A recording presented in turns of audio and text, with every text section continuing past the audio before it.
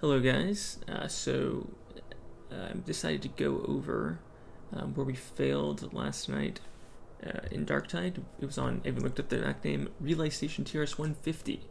So this is the place where you have to get the different power cells and return it to the center location. And this is the area we lost yesterday. And there's a concept that I'm calling bouncing, which I'm sure there's other names for it, but it's just kind of what makes sense to me, and I think we did all understand, but this is just kind of interesting for discussion purposes, and I think it's applicable in other contexts. So go ahead. What I think happened in the game last night, it was a whole overview, and I might be wrong. In this abstract representation of the area, it might be, well, it is definitely missing a lot of details, and there might even be additional cell locations.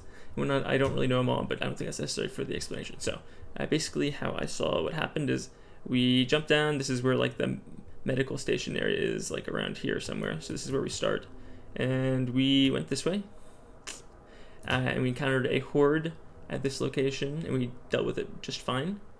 And then we believe we ended up grabbing this cell right here. Still fine. And then we came back out, and I think the first place we had a problem was around here.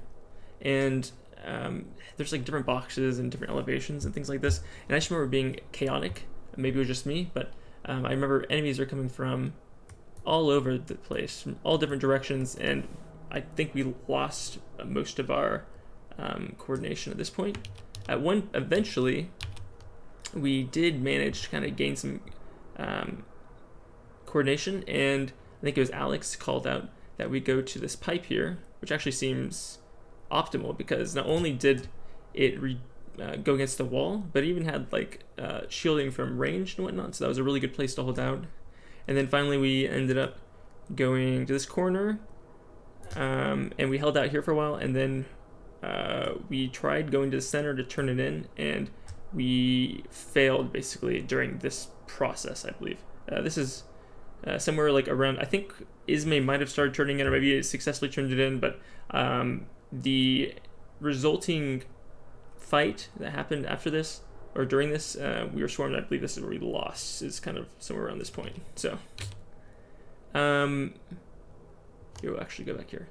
So kind of the things that I think did not work, specifically right here, when we were stuck out in the middle. This lasted for a while. We were just kind of fighting, and I think we took a lot of damage. If we didn't take a lot of damage, we definitely wasted a lot of time, which obviously isn't optimal. And then we reconvened, and then I think the second area we failed was coordinating this push to the center, and then not just the push, but kind of the follow-up to the push. I don't even remember if we turned it in or not. I think we did get the turn in, but after that we didn't move forward and have a plan, so things fell apart. So those are the two areas that I think were the biggest failure points. Following what did work was definitely the pipe call out, and the area or time when we were kind of holding out in this corner. We were to move down here, and in this corner we were able to kind of hold them off, and I think we were able to still stay pretty healthy. So I think that was good as well. So kind of going all the way back. As a general idea, at least this is what I think, the optimal state for the team to be in any given time would be in a position that has the fewest number of attack directions, or fewest areas where the opponent can attack from. So most generally, melee is the most dangerous because it does the most damage most quickly, and also it separates the team, things like that. That would be maybe the first prioritization, and the second would be also, obviously, like the pipe gave, cover from ranged fire. So optimally, there'll be the fewest amount of attack directions the enemy has that we can hold out to push between hordes and things like that. So that would be optimal.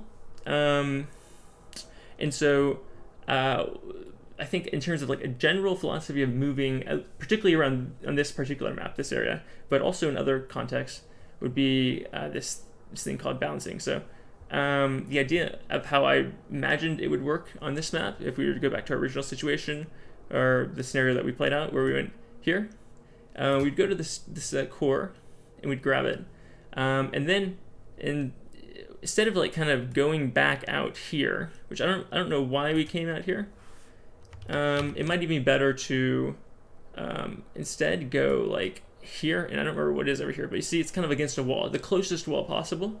If there is a horde, obviously, if there is a good opportunity, then the second spot would be to literally just go straight back and turn it in. But, and this is the key, I don't remember if there's a time period you have to wait or not after you turn it in. If not, then I think that the wall we'd go to would be the one closest to the next core. But if there is a wait period, I think that we should just literally go to the closest wall. You know, it just immediately have a plan, like, and already called out which wall we're going to go to. So we tap it and we immediately go back. So we don't like end up in this kind of ambiguous center spot where we get attacked from all sides. Our plan is always to spend the least amount of time in a central location possible, and so we plan just one step ahead to where we're going to move to. I think that this is up for debate and argument a lot, but generally I think that there might be like 2 or 3 levels of prioritization in terms of like the shot caller, because to make these moves I think we do need one person to like just call it out, and generally it seems to me the best would be like the person like doing the objective or holding the power cell in this case would be a good candidate. And then second, I would say like if there's like a melee frontline or something, because they're the ones that kind of I think are best able to kind of carve out a route. Obviously it depends on team composition and different contexts, like situation and whatnot, but as a general rule that seems like a good way to go about it in terms of like a shot caller, and like various things to consider. Some areas that aren't clear to me at this time are kind of like how to actually move as a team.